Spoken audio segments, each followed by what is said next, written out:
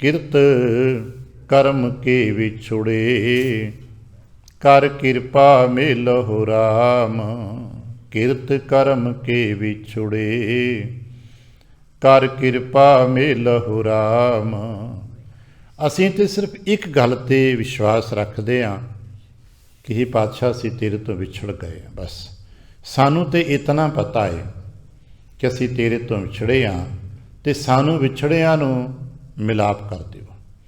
असां दी अरदास है, मेल लेहो दयाल ढह पए द्वारिया।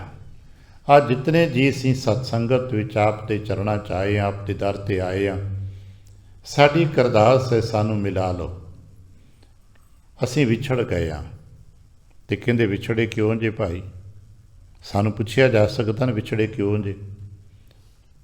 ते दसना पेगा किहड़ी गलती कीती सी। आ कदे कदे घर परिवारां च कोई जी किसे करके अपने परिवार तो विछड़ जाए, संबंधियां मित्रां तो विछड़ जाए, कुछ सालां बाद मिले तो फिर एक जिहड़े सियाणे व्यक्ति हुंदे पुछदे वी की कारण हो गया सी, क्यों विछड़े सो तुसीं? तो दुनिया के लोग असीं एक दूजे नूं दुनियावी कारण दसांगे। देखो जी किरत विहार सीगी, जे व्यापार करके चले गए, इत्थे जॉब करके चले गए, इत्थे चले गए, जां गुस्से नाराज़ हो गए, 100 कारण असीं एक दूजे नूं दसांगे। सानू पुछया गया महाराज वल्लों भी क्यों विछड़े हो, तो असीं जवाब दे पांदे कि ना दे पांदे? महाराज ने साडे वास्ते दस्सिया भी आ तुहाडा मूल कारण है। जद अरदास करना ते कहना महाराज इस करके विछड़े सां। वो किहड़ा कारण सी? कहणगे किरत ते कर्म। असीं किरत ते कर्म दी व्याख्यावां नूं बारीकी नाल समझीए। किरत गुरु नानक करन लई महाराज रोज़ कहिंदे ने किरत करिया करो।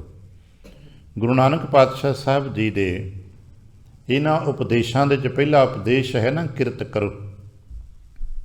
तो गुरु नानक पातशाह साहब जी दे उपदेशां नूं ही संसारे श्री गुरु ग्रंथ साहिब जी दे विच वख-वख धावां ते वख-वख रूपां दे विच पातशाहियां दे नावां ते भगतां दे नां ते इक्को ही उपदेश, मैं इसनूं कहना ना गुरु नानक जी दा उपदेश ही सारे थां ते, भावें भगत कबीर साहब दे, रविदास साहब दे नां ते होवे, वो गुरु का उपदेश वरतिया जा रहा। जगत गुरु गुरु नानक साहब जी ने किरत करन दा उपदेश दिता है। हुण किरत करांगे, किरत दे विचों उपजीविका मिलेगी, उहदे चों घर परिवार दे खर्चे करांगे, रोज़गार होएगा साडा। पर किरत करदियां कुछ होर भी तो होएगा ना। अज असीं कदे कदे आम तौर पर ना किरत नूं ही कर्म कह देने हुंदे आ भी आ की करदे हो भाई? असीं खेती च करदे हां जी, व्यापार करदे हां जी, नौकरी करदे हां, असीं की एक नूं कर्म कहने हुंदे आ भाई, कर्म करदे नहीं भाई, ये किरत है। जिस दे सदके साडे परिवारक खर्चे चलदे ने, सानूं धन दी आमदन हुंदी है, वो साडी किरत है। और वो किसी की कोई हो सकती है, किसी की कोई हो सकती है। मेरी कथा करनी किरत है, किसी की कीर्तन करना किरत है, किसी का कुछ होर करना किरत है। जिस दे नाल मैनूं आमदन हुंदी, रुपए 4 कमांदे हाँ, साडी वो किरत है भाई। बाकी आपो अपने कर सकते ने। सदा अपनी याद होवे गुरु नानक साहब दे हजूर एक चोर ने भी आके कहा सी महाराज की करिए, चोरी साडी किरत है। हस के कहने लगे चोरी भी किरत हो सकती है? कहने लगे हाँ महाराज, खानदानी पद्धर ते चोरी ही किरत है। साडे परिवारां दा गुजरान रोज़गार चोरी करके चलदा है। असीं भूमिए चोर दी साखियां पढ़दे हां। किसी दा जी मारना किरत हो सकता है, किसी दा कुछ किरत हो सकदी। बाबा सदना दी किरत कुछ होर है। असीं देखदे हां लोक नूं कसाई कहिंदे ने। ये किरतां अलग अलग हो सकदियां ने। इस करके किरतां ते कोई टिप्पणी नहीं जे। शायद साडे तो जो यूरोपीयन सर्कल के लोग अगे ने 100-150-200 साल साडे तो चेतना करके अगे ने, वो कदे किसी की किरत ते टिप्पणी नहीं करते। आ जिहड़े वीर भैन साडे विदेशों च जांदे ने, वो कदे नहीं पुछते की करदे हो, पुछते काम करदे हो, काम ते जांदे हो। अगला कहंदा जी हाँ काम ते जाने आ, काम मिल गया, बस इतना पुछदे ने तैनूं काम मिल गया? अगला कहंदा जी हाँ मिल गया। काम ते रोज़ जांदे हो? हाँ जी रोज़ जाने आ, हफ्ते 5 दिन जाने आ। ठीक है जी, बस हुण ये नहीं पुछदे उत्थे जाके की करदे हो। साडे असीं पुछदे हां जे एक दूजे नूं की काम करदे हो, नहीं पुछना चाहिए, क्योंकि उहदे नाल हो सकदा है बंदा बहुत ज़्यादा पढ़िया लिखिया होवे, उत्थे काम कोई होर करदा होवे और ऐसा बहुत बार वेखे है, बड़े हाईली कुआलीफाइड बंदे जाके भांडे मांजते ने, किरत करते हैं, अपनी कर रहे हैं। इस करके गुरु नानक पातशाह साहब जी का जो बख्शिश भरिया सिद्धांत है, ਉਹਦੇ ਵਿੱਚ ਇੱਕ ਹੀ ਸਿੰਪਲ ਛੋਟੀ ਜੀ ਗੱਲ ਹੈ, ਕਿਰਤ ਕਰਦੇ ਹੋ। ਸਿੱਖ ਕਹਿੰਦਾ ਹਾਂਜੀ ਕਿਰਤ ਕਰਦਾ, ਬਸ ਕਲਮ ਸ਼ਾਬਾਸ਼, ਕਿਰਤ ਕਰਿਆ ਕਰੋ, ਕਿਰਤ ਕਰੋ। ਹੋਰ ਕੀ ਕਰਦੇ ਹੋ? ਮਹਾਰਾਜ ਹੋਰ ਕੀ ਕਰਨਾ? ਕਿਰਤ ਕਰਦੇ ਹਾਂ, ਸਵੇਰੇ ਜਾਂਦੇ ਹਾਂ, ਸਾਰਾ ਦਿਨ ਮਿਹਨਤ ਕਰਦੇ ਹਾਂ, ਸ਼ਾਮੀ ਘਰ ਆ ਜਾਂਦੇ ਹਾਂ। ਆਪਾਂ ਇੱਦਾਂ ਹੀ ਜਵਾਬ ਦੇਵਾਂਗੇ ਨਾ ਵੀ ਮਹਾਰਾਜ ਕਿਰਤ ਕਰਦੇ ਹਾਂ। ਮਹਾਰਾਜ ਫਿਰ ਪੁੱਛਦੇ ਹੋਰ ਕੀ ਕਰਦੇ ਹੋ? ਹੋਰ ਵੀ ਕੁਛ ਕਰਦੇ ਹੋ? ਸਾਨੂੰ ਫਿਰ ਇੰਨੀ ਜਾਣਕਾਰੀ, ਇੰਨੀ ਸਿਆਣੇ ਥੋੜ੍ਹਾ ਵੀ ਹੋਰ ਅਸੀਂ ਕੀ ਕਰਦੇ। ਮਹਾਰਾਜ ਠੀਕ ਹੈ, ਨੌਕਰੀ ਕਰਦੇ ਹਾਂ, ਜੋਬ ਕਰਦੇ ਹਾਂ, ਜਾਂ ਕਿਰਤ ਕਰਦੇ ਹਾਂ। ਮਹਾਰਾਜ ਕਹਿੰਦੇ ਕਿਰਤ ਕਰਦੇ ਕਰਦੇ ਨਾਮ ਜਪਿਆ ਕਰੋ। ਇਹ ਦੂਜਾ ਉਪਦੇਸ਼ ਹੈ। ਕਿਰਤ ਕਰਦੇ ਕਰਦੇ ਨਾਮ, ਕਿਰਤ ਛੱਡ ਕੇ ਮਤ ਨਾਮ ਜਪਿਆ ਕਰੋ। ਸਾਡੇ 'ਚ ਅਜੇ ਤੱਕ ਇਹ ਗੱਲ ਦਬਾਅ ਪਾ ਕੇ ਬੈਠੀ ਹੋਈ ਕਿ ਜਿਹਨੇ ਨਾਮ ਜਪਣਾ ਨੂੰ ਕਿਰਤ ਛੱਡਣੀ ਪੈਣੀ ਆ। ਬਹੁਤ ਸਾਰੇ ਲੋਕਾਂ ਨੂੰ ਅਸੀਂ ਪੂਜਣ ਲੱਗ ਪਏ ਨੇ ਜੋ ਕਿਰਤਾਂ ਛੱਡ ਕੇ ਨਾਮ ਜਪਣ ਦੇ ਤੁਰ ਪੈਂਦੇ ਨੇ। ਨਾ ਗੁਰੂ ਨਾਨਕ ਕਹਿੰਦੇ ਨਾ ਭਾਈ ਕਿਰਤ ਕਰਦੇ ਹੋਏ ਨਾਮ ਜਪਿਆ ਕਰੋ। ਇਹੀ ਦੂਜਾ ਉਪਦੇਸ਼ ਹੈ ਨਾ, ਕਿਰਤ ਕਰੋ, ਨਾਮ ਜਪੋ। ਨਾਮ ਜਪਦਿਆਂ ਕਿਰਤ ਕਰਦਿਆਂ ਹੁਣ ਸਾਡਾ ਰੁਜ਼ਗਾਰ ਚੱਲ ਪਿਆ, ਵਿਅਕਤੀ ਆਪਣੀ ਰੋਜ਼ੀ ਰੋਟੀ ਕਮਾਉਣ ਲੱਗ ਪਿਆ। ਹੁਣ ਅਗਰ ਉਹ ਨਾਮ ਨਹੀਂ ਜਪ ਰਿਹਾ ਤਾਂ ਫਿਰ ਕੀ ਕਰੇਗਾ? ਕੰਮ ਤੇ ਫਿਰ ਵੀ ਕਰੇਗਾ ਨਾ, 8-10 ਘੰਟੇ ਤੇ ਫਿਰ ਵੀ ਕਰੇਗਾ। ਹੁਣ ਉਦੋਂ ਵੀ ਤਾਂ ਕੁਛ ਹੋਏਗਾ ਨਾ, ਜੋ ਉਦੋਂ ਹੋਏਗਾ ਉਹ ਕਰਮ ਹੈ। ਯਾਦ ਰੱਖਣਾ, ਕਿਰਤ ਕਰ ਰਹੇ ਹੋ, ਕਿਰਤ ਕਰਦਿਆਂ ਕਰਦਿਆਂ ਤੁਸੀਂ ਨਾਮ ਨਹੀਂ ਜਪ ਰਹੇ। ਅਤੇ ਨਾਮ ਜਪਣ ਦਾ ਮਤਲਬ ਹੈ ਉੱਚੀ ਉੱਚੀ ਬੋਲ ਕੇ ਵਾਹਿਗੁਰੂ ਵਾਹਿਗੁਰੂ ਥੋੜ੍ਹਾ ਕਰ ਸਕਦੇ ਹੋ। ਕਿਰਤ ਦੇ ਕਈ ਐਸੇ ਮੁਕਾਮ ਜਿੱਥੇ ਬੋਲਣਾ ਹੀ ਮਨਾ ਹੁੰਦਾ ਹੈ। ਨਾਮ ਜਪ ਮਤਲਬ ਇੱਕ ਧਿਆਨ ਹੈ, ਇੱਕ ਫੋਕਸ ਹੈ ਪ੍ਰਮਾਤਮਾ ਦੇ ਸ਼ੁਕਰਾਨੇ 'ਤੇ। ਅਗਰ ਕਿਰਤ ਕਰਦਿਆਂ ਹੋਇਆਂ ਕੋਈ ਨਾਮ ਨਹੀਂ ਜਪਦਾ ਅਤੇ ਫਿਰ ਕੀ ਕਰਦਾ? ਫਿਰ ਵੀ ਕੁਛ ਕਰਦਾ ਹੈ। ਉਦੋਂ ਜੋ ਕੰਮ ਕਰਦਾ ਹੈ ਨਾ, ਉਹ ਕਰਮ ਕਰਦਾ ਹੈ। ਅਤੇ ਇਸੇ ਕਰਕੇ ਕਹਿੰਦੇ ਨੇ ਕਿਰਤ ਕਰਦਿਆਂ ਹੀ ਕਰਮ ਹੁੰਦੇ ਨੇ, ਅਤੇ ਕਰਮ ਚੰਗੇ ਅਤੇ ਕਰਮ ਮੰਦੇ ਹੁੰਦੇ ਨੇ। ਕਿਰਤ ਨੂੰ ਚੰਗਾ ਅਤੇ ਮੰਦਾ ਨਹੀਂ ਕਹਿ ਸਕਦੇ। ਕਿਰਤ ਤੇ ਭਾਈ ਉਪਜੀਵਕਾ ਹੈ, ਰੋਜੀ ਰੋਟੀ ਹੈ, ਕਮਾਉਂਦੇ ਹਾਂ। ਕਰਮ ਚੰਗਾ ਅਤੇ ਮੰਦਾ, ਅਤੇ ਕਰਮ ਸੰਬੰਧ ਰੱਖਦਾ ਸਾਡੀ ਨੀਅਤ ਦੇ ਨਾਲ। ਕਰਮ ਸੰਬੰਧ ਰੱਖਦਾ ਸਾਡੇ ਵਿਚਾਰਾਂ ਦੇ ਨਾਲ। ਕਰਮ ਸੰਬੰਧ ਰੱਖਦਾ ਸਾਡੇ ਹਿਰਦੇ ਦੀ ਨਿਰਮਲਤਾ ਅਤੇ ਮੈਲ ਦੇ ਨਾਲ।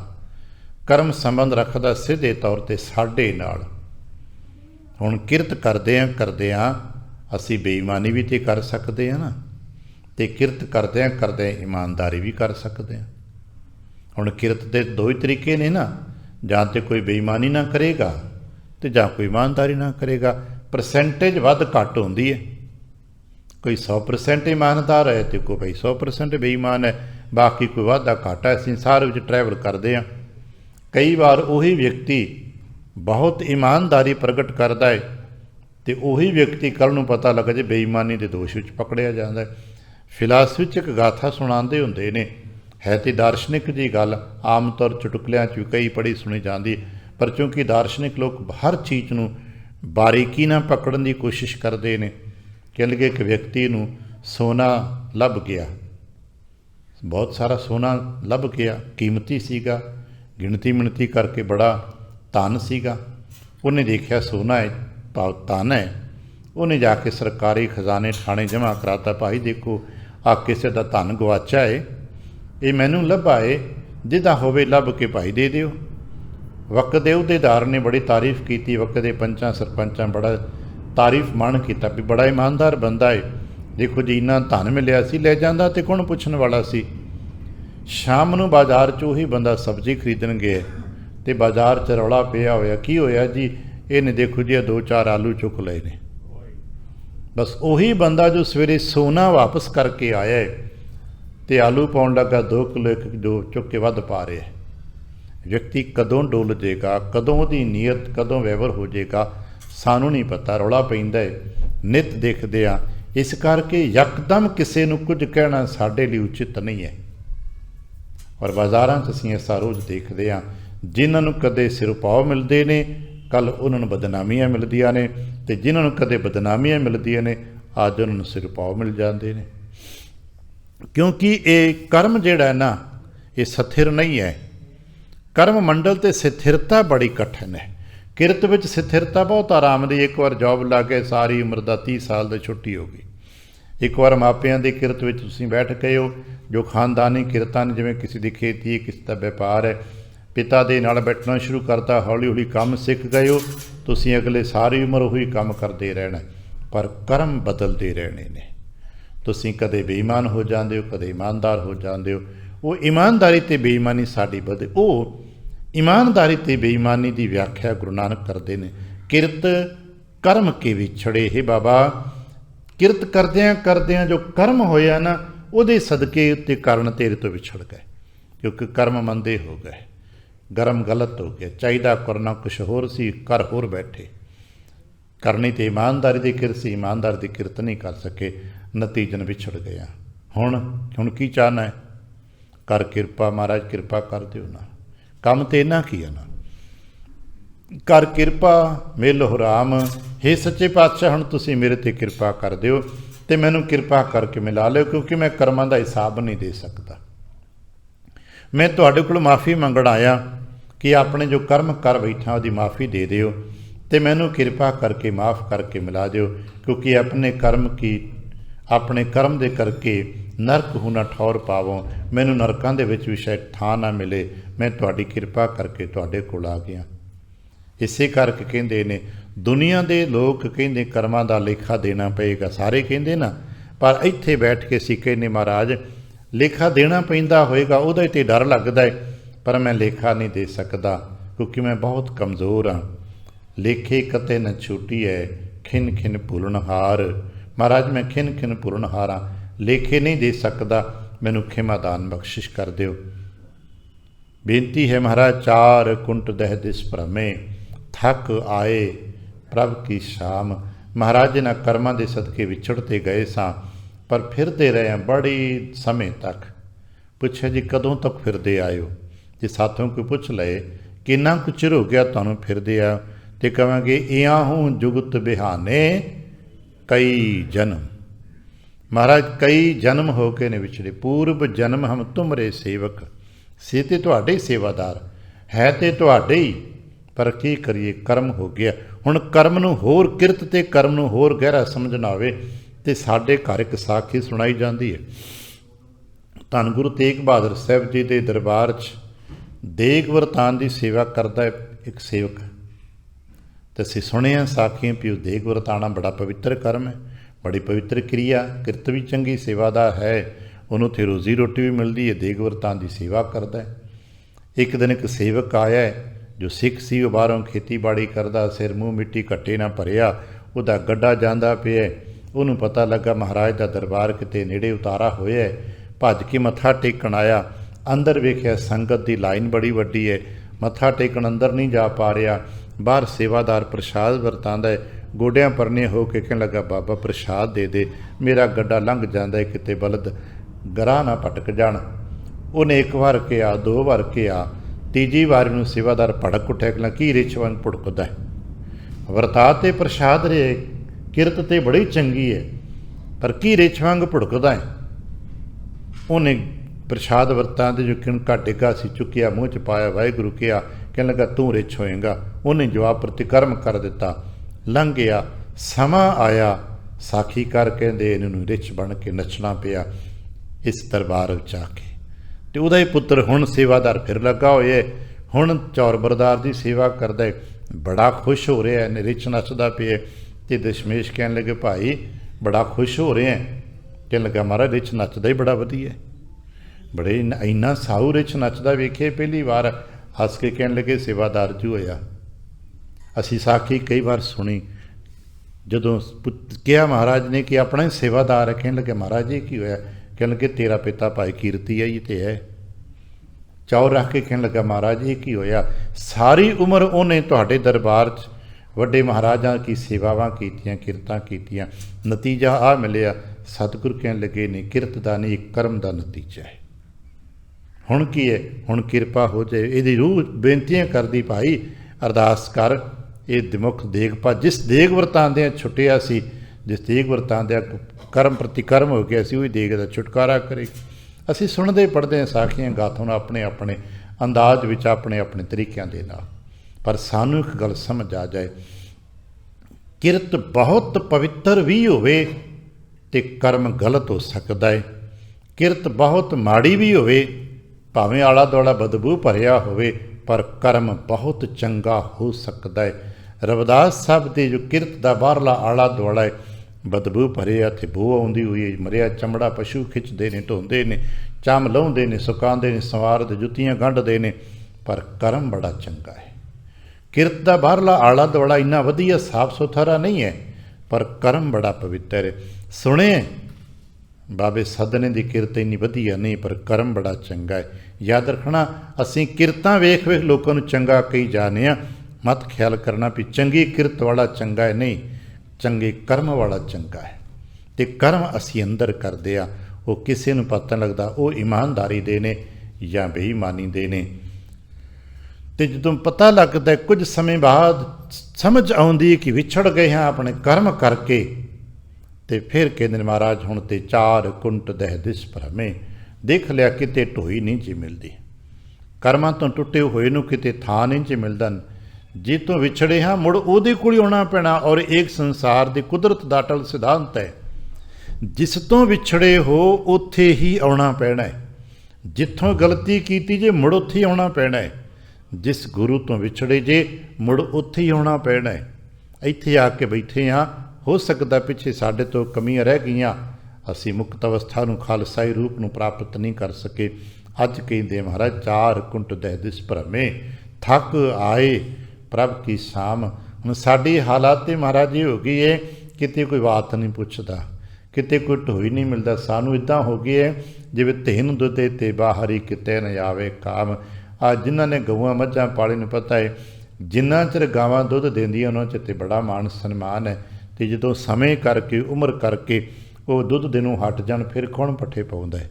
आ देखदे न सड़कां ते रुलदियां फिरदियां ने, उही गऊआं नूं जदे मान सन्मान सी, पर हुण दुध नहीं आ ते पट्ठे भी नहीं गए, ठोकरां ने भटकना है। किते न आवे काम जल बिन शाख कुमलावती, उपजै नाही दां पातशाह। जिवें मींह ना पवे तो खेती सुक जाती है, खेती सुक जाए तो किसानां नूं धन नहीं मिलता, इवें ही साडी कर्मां दी खेती सुक गई है। महाराज किरपा दा मींह पा दिओ किते सानूं भी कुछ प्राप्त हो सके, नहीं तो फिर साडी खेती ते कर्मां दी सुक गई है। असीं ते निधन हो गए हाँ, साडे हत्थ पल्ले कुछ नहीं। कदों तक ऐसी हालत है? कहण लगे हर नाह न मिलीए साजन है, जदों तक तुसीं नहीं मिलते। हरि नाह, नाह कहंदे ने परमात्मा, आखरी अर्थां च दा अर्थ हुंदा है खसमपति। जदों तक सानू पति परमात्मा नहीं मिलता, उन्ना चिर साडी जीवात्मा की किधरे ढोई नहीं। कत पाइए विश्राम, कित्थे विश्राम मिलता है, कित्थे टिकना। आत्मा भटकदी जम जम मरै, मरै फिर जमै, बहुत सजाए पया देश लमै। जीवात्मा पता नहीं किहड़े किहड़े जन्मां च भटक रही है। असीं पढ़िया हर बिन बैल बिराने हुई है, परमात्मा नहीं मिलिया, कदे बैल कदे कुछ कदे कुछ। बड़ा प्यारा बचन है, डाढ़ा है, काक शाक है, सर्प ने तुलखल है, कां सूर कुत्ते, पता नहीं किहड़ी किहड़ी जूनां च भटकना पएगा जिन्ना चਿਰ आत्मा परमात्मा ना नहीं मिलती। कत पाइए विश्राम, विश्राम कदों मिलेगा? कहण लगे पातशाह जदों तुसीं मिलोगे, जदों तुहाडी बख्शिश मिलेगी। जिवें जित घर हर कंत ना प्रगटाई, जिन्ना चिर हिरदे घर विच प्रभुपति ना होवे, उन्ना चिर की हालत है पाठ नगर से ग्राम। उन्ना चिर जिवें असीं घर परिवार दा, चूँकि श्रृंगार रस दा शब्द है, इहदा रस काव्यात्मक पक्ष च श्रृंगार है। जिवें पुराने घरां च असीं मनदे सां कि घर पति ना होवे ते पत्नी वास्ते घर संसार दे सुख सुविधावां किसी काम नहीं। कहण लगे जिस हिरदे घर विच पति परदेस गया, घर नहीं आया, उत्थे सुख काहदा है? उहदे वास्ते ते नगर, उहदे वास्ते शहर पट्ठी पैण, पट्ठ वांग भुजदे पए ने। भाव दुख है जिथे एक हिरदे घर विच जिन्हां दे हिरदे च गुरु पिता परमात्मा दा प्रगटावा नहीं होया, उन्हां दे हिरदे भट्ठियां वांग भुजदे ने, सेक लगदे ने। फिर कहण लगे सर्ब सिंगार तंबोल रस, सण दे ही सब खाम। भावें जिन्ने मर्जी कोई आडंबर कर ले, सर्ब शिंगार आ परिवारिक दर्शन है। आ समाज विच ऐसा चलदा रहे हुण ते, हालांकि अवेयरनेस करके चेतना करके कुछ चीज़ों का बदलाव है, लेकिन फिर भी कि साडे समाज विच दबाव है ਬੀਬੀਆਂ 16 ਸ਼ਿੰਗਾਰ ਕਰਦੀਆਂ ਨੇ। ਸ਼ਿੰਗਾਰ ਕੀਤੇ ਜਾਂਦੇ ਨੇ, ਪਰ ਸ਼ਿੰਗਾਰ ਕਰਨ ਦਾ ਹੱਕ ਕਿਹਨੂੰ? ਸੁਹਾਗਣਾ ਨੂੰ। ਜੇ ਸੁਹਾਗਣਾ ਸ਼ਿੰਗਾਰ ਕਰਦੀਆਂ ਤੇ ਮਾਣ ਸਨਮਾਨ ਦੀਆਂ ਹੱਕਦਾਰ ਹੁੰਦੀਆਂ ਨੇ। ਪਰ ਖਿਮਾ ਕਰਨਾ, ਜਿੱਥੇ ਕੁਆਰੀਆਂ ਦਾ ਉਂਝ ਮਾਣ ਪੂਜਾ ਹੈ, ਸੁਹਾਗਣਾ ਦਾ ਸਨਮਾਨ ਹੈ, ਵਿਧਵਾ ਦੀ ਉਂਝ ਪ੍ਰਤਿਸ਼ਠਾ ਸਨਮਾਨ ਇੱਜ਼ਤ ਹੈ, ਪਰ ਜੇ ਉਹ ਕੁਆਰੀ ਵੀ ਨਾ ਹੋਵੇ, ਸੁਹਾਗਣ ਵੀ ਨਾ ਹੋਵੇ ਤੇ ਵਿਧਵਾ ਵੀ ਨਾ ਹੋਵੇ ਤੇ ਉਹ ਵੀ ਸ਼ਿੰਗਾਰ ਕਰੇ ਤੇ ਸਮਾਜ ਵਿੱਚ ਅਪਮਾਨ ਹੈ। ਉਹੀ ਸ਼ਿੰਗਾਰ ਦੇ ਸਾਜੋ ਸਮਾਨ ਉਹਦੇ ਅਪਮਾਨ ਦਾ ਕਾਰਕ ਬਣ ਜਾਂਦੇ ਨੇ। ਮਹਾਰਾਜ ਕਹਿਣ ਲੱਗੇ, ਪਤੀ ਹੈ ਤੇ ਸਾਰੇ ਸ਼ਿੰਗਾਰ ਮਕਬੂਲ ਨੇ, ਪਰ ਨਹੀਂ ਤੇ ਸਰਬ ਸ਼ਿੰਗਾਰ ਤੰਬੋਲ ਰਸ। ਜਿੰਨੇ ਵੀ ਸ਼ਿੰਗਾਰ ਕੀਤੇ ਆ ਤੰਬੋਲ ਰਸ ਕਹਿੰਦੇ ਨੇ।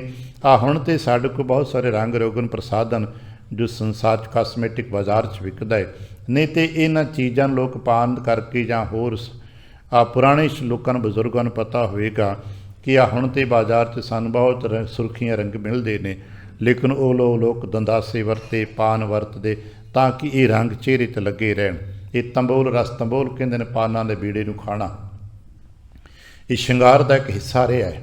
ਭਾਵੇਂ ਸਾਰੇ ਦੇ ਸਾਰੇ ਸ਼ਿੰਗਾਰ ਕੀਤੇ ਹੋਣ, ਭਾਵੇਂ ਕਿਸੇ ਨੇ ਪਾਨ ਤੰਬੋਲ ਰਸ ਖਿਲਾਏ ਹੋਣ, ਸਣ ਦੇ ਹੀ ਸਭ ਖਾਮ ਸਮੇਂ ਸਮੇਤ ਸਰੀਰ ਦੇ ਸਭ ਬੇਕਾਰ ਨੇ। ਜੇ ਤੇਰਾ ਪਤੀ ਦੇ ਨਾਲ ਕੋਈ ਸੰਬੰਧ ਨਹੀਂ ਗਾ ਤੇ ਜਿਤਨੇ ਮਰਜ਼ੀ ਤੂੰ ਹਾਰ ਸ਼ਿੰਗਾਰ ਕਰ ਲੈ, ਤੇਰੀ ਕੋਈ ਇੱਜ਼ਤ ਪ੍ਰਤਿਸ਼ਠਾ ਨਹੀਂ ਗੀ, ਬਲਕਿ ਤੈਨੂੰ ਅਪਮਾਨ ਹੋਣਾ, ਤੇਰਾ ਬਦਨਾਮੀ ਹੁੰਦੀ ਤੇਰੀ। ਕਹਿਣ ਲੱਗੇ, ਪ੍ਰਭ ਸੁਆਮੀ ਕੰਤ ਵਿਹੂਣੀਆਂ। ਤੇ ਜੇ ਘਰ 'ਚ ਅੱਜ ਵੀ ਕਿਤੇ ਕਿਤੇ ਸਮਾਜ ਵਿੱਚ ਐਸਾ ਹਾਲਾਤਾਂ ਹੈਗੀਆਂ ਨੇ ਜਿਨ੍ਹਾਂ ਦੇ ਕਿਸੇ ਕਾਰਨ ਆਪਣੇ ਪਤੀ ਤੋਂ ਸੰਬੰਧ ਟੁੱਟ ਗਏ ਨੇ, ਤੇ ਫਿਰ ਉਹਨਾਂ ਦੇ ਉਹੀ ਸੱਜਣ ਮਿੱਤਰ ਜੋ ਪਤੀ ਦੇ ਨਾਲ ਰਿਸ਼ਤੇਦਾਰ ਸਨ, ਅੱਜ ਦੁਸ਼ਮਣ ਬਣ ਜਾਂਦੇ ਨੇ। ਉਹਨਾਂ ਬੀਬੀਆਂ ਨੂੰ ਹਾਲਾਤਾਂ ਦਾ ਕਠਿਨ ਦੌਰਾਂ 'ਚ ਗੁਜ਼ਰਨਾ ਪੈਂਦਾ। ਜਿਹੜੇ ਕਦੇ ਮਿੱਤਰ ਸਨ ਪਰ ਅੱਜ ਦੁਸ਼ਮਣ ਬਣ ਜਾਂਦੇ ਨੇ।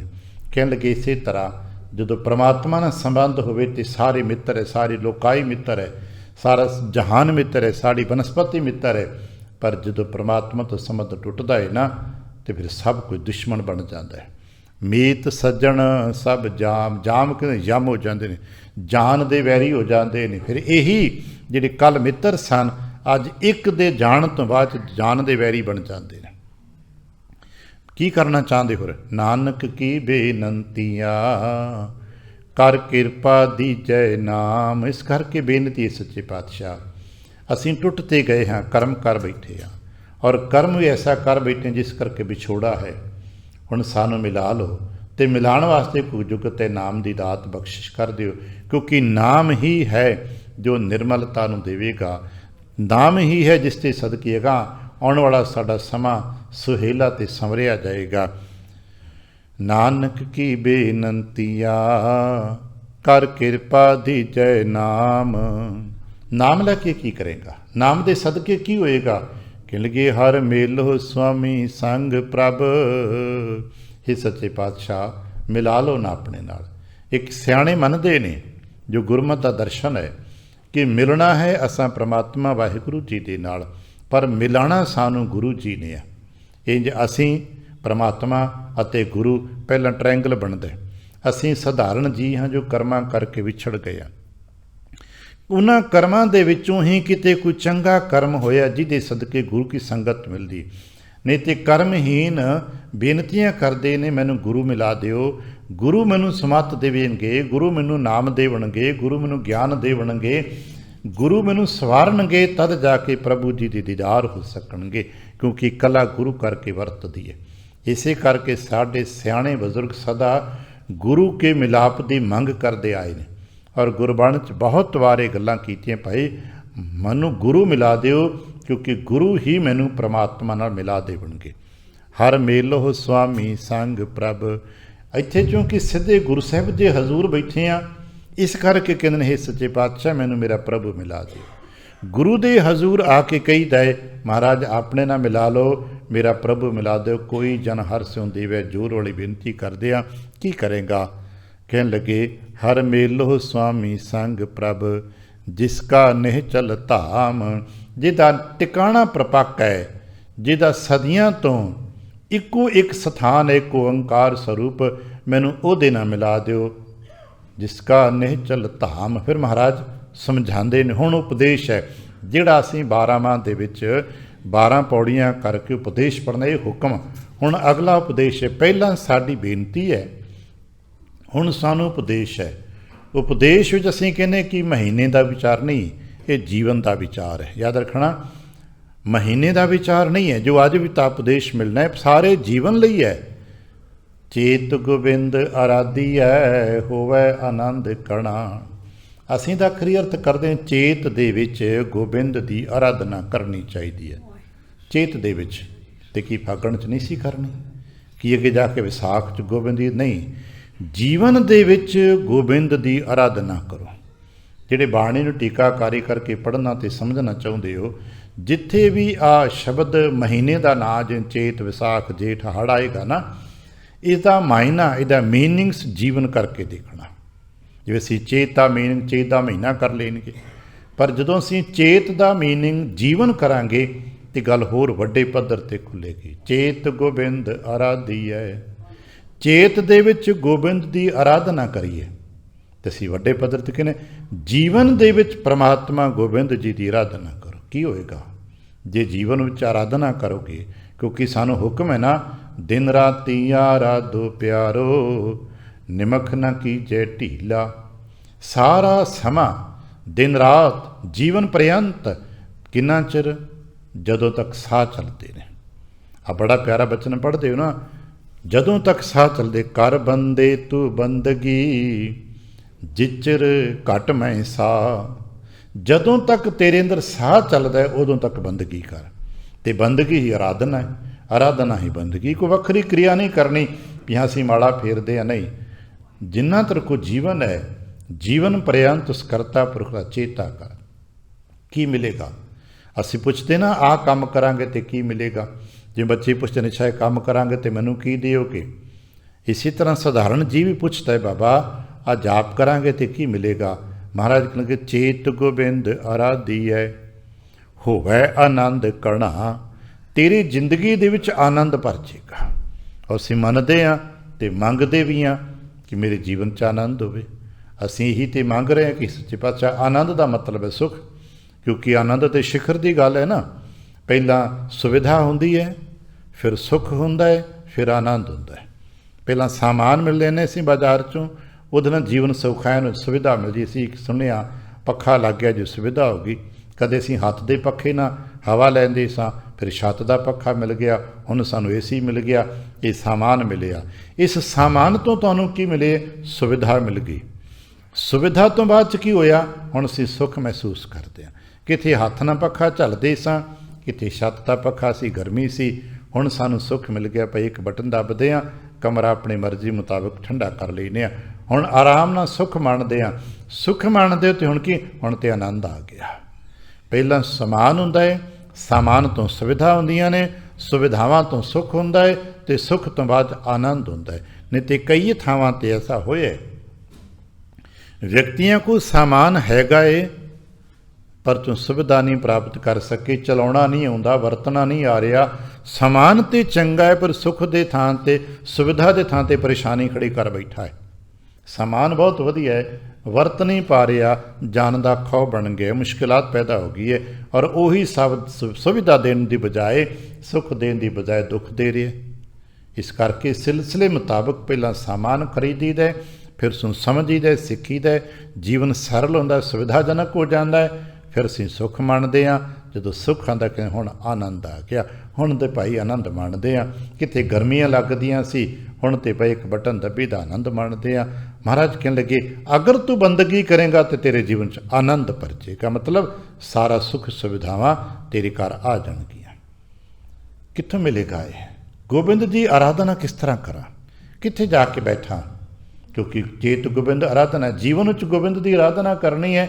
ਬਾਬਾ ਕਿੱਥੇ ਜਾਵਾਂ? ਕੌਣ ਹੈ ਜੋ ਮੈਨੂੰ ਆਰਾਧਨਾ ਵਾਲਾ ਪਾਸਾ ਦੇਵੇਗਾ? ਕਹਿਣ ਲੱਗੇ, ਸੰਤ ਜਨਾ ਮਿਲ ਪਾਈਐ। ਇਹ ਆਰਾਧਨਾ ਦੇ ਜੁਗਤ ਤੇ ਆਰਾਧਨਾ ਦੀ ਬਖਸ਼ਿਸ਼ ਸਤ ਸੰਗਤ ਵਿੱਚੋਂ, ਸੰਤ ਜਨਾਂ ਦੀ ਸੰਗਤ 'ਚੋਂ ਮਿਲੇਗਾ।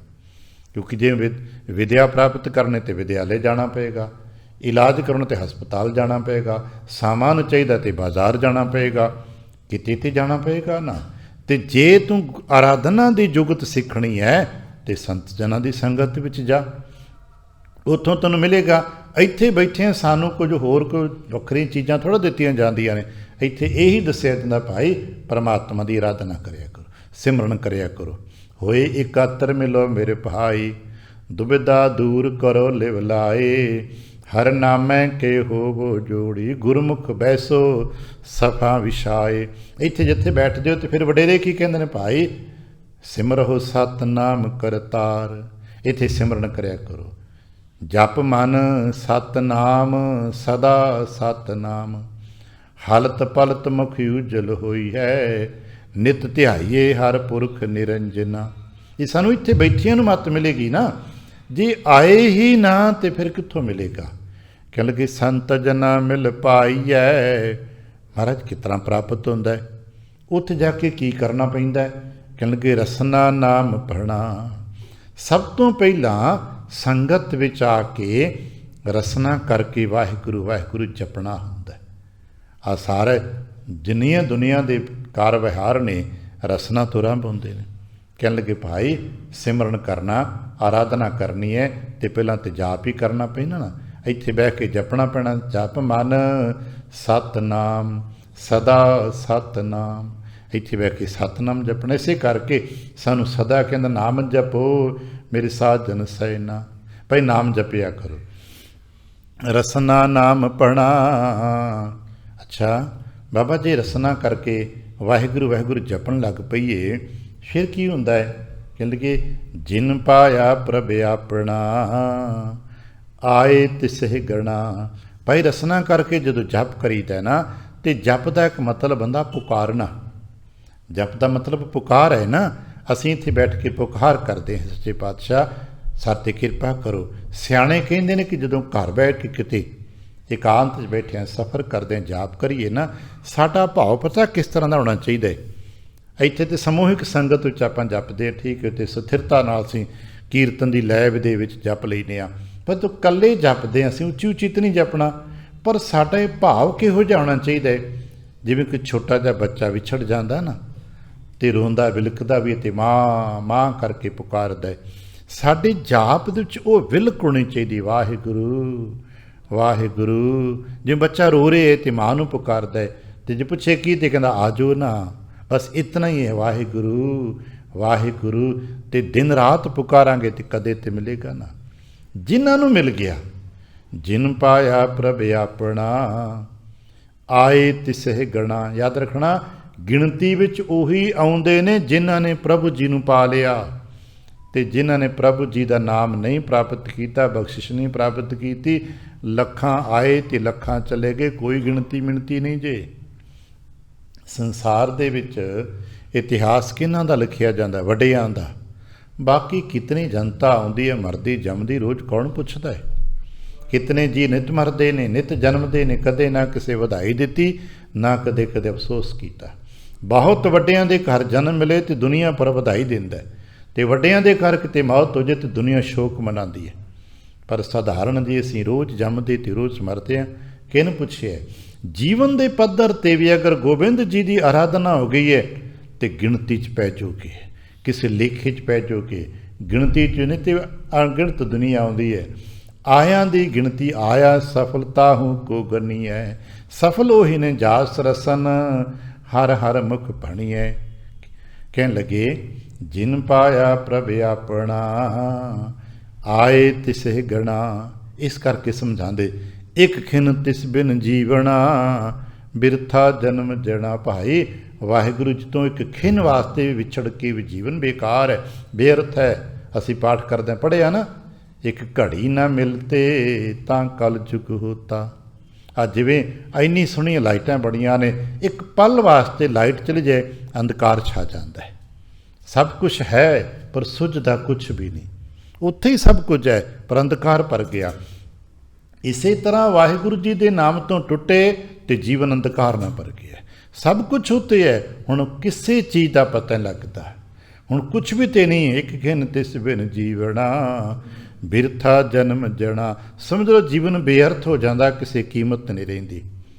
ਪਰ ਸਮਝ ਆਏ ਜਲ ਥਲ ਮਹੀਲ ਪੂਰਿਆ, ਰਵਿਆ ਵਿੱਚ ਬਣਾ।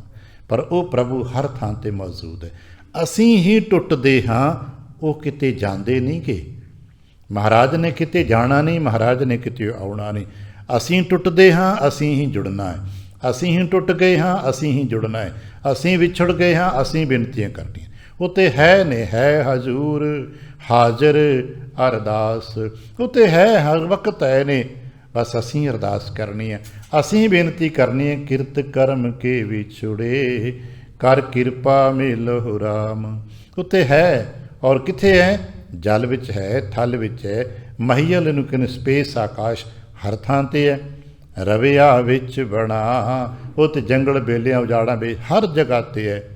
ਪਰ ਸਾਡੀ ਕਮੀ ਹੈ, ਸੋ ਪ੍ਰਭੂ ਚਿਤ ਨਾ ਆਵਈ ਕਿਤੜਾ ਦੁੱਖ ਗਣਾ। ਪਰ ਸਾਡੀ ਕਮਜ਼ੋਰੀ ਇਹ ਆ ਵੀ ਅਸੀਂ ਇਸ ਪ੍ਰਭੂ ਨੂੰ ਚੇਤਾ ਨਹੀਂ ਕਰ ਪਾਏ। ਅਤੇ ਮਹਾਰਾਜ ਕਹਿੰਦੇ ਪਤਾ ਹੈ, ਫਿਰ ਜੇ ਪ੍ਰਭੂ ਚੇਤੇ ਵਿੱਚ ਨਹੀਂ ਆਇਆ ਤਾਂ ਫਿਰ ਦੁੱਖ ਹੀ ਦੁੱਖ ਹੈ।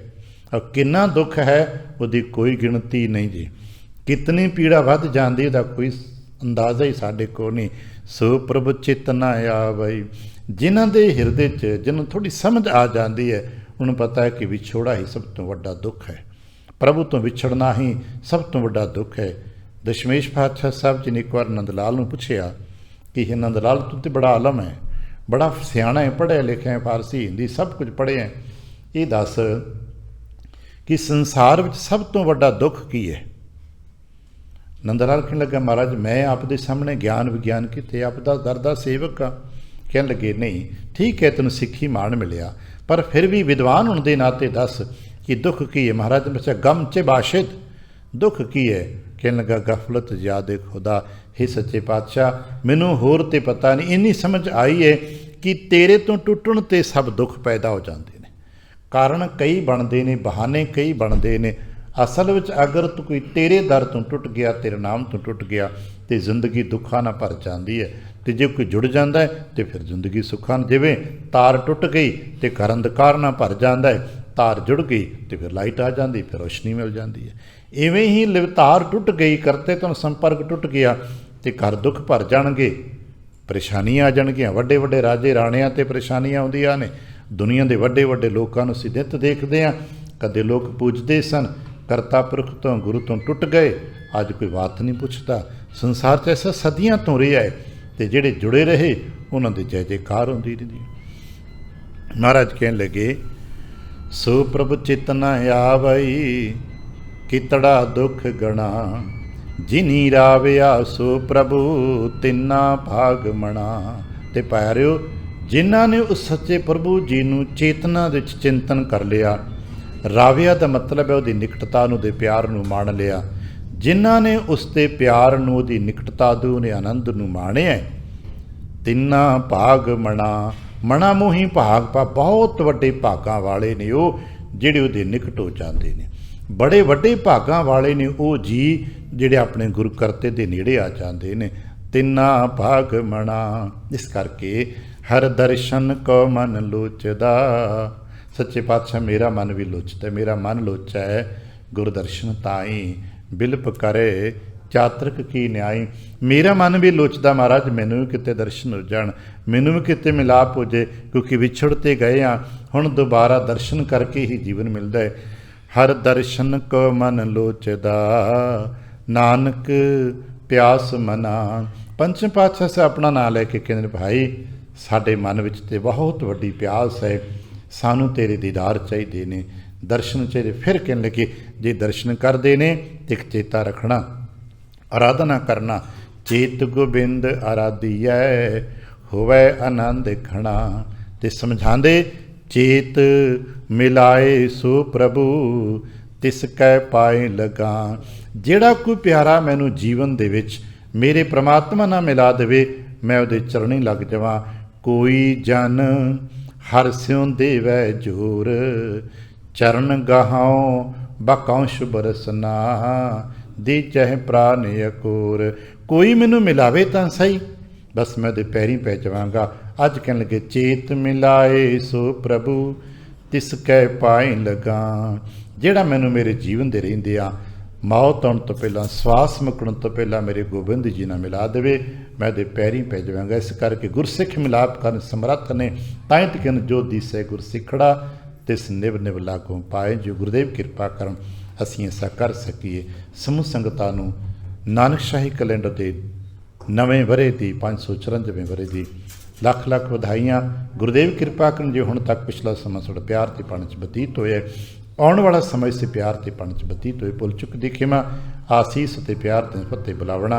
ਵਾਹਿਗੁਰੂ ਜੀ ਕਾ ਖਾਲਸਾ, ਵਾਹਿਗੁਰੂ ਜੀ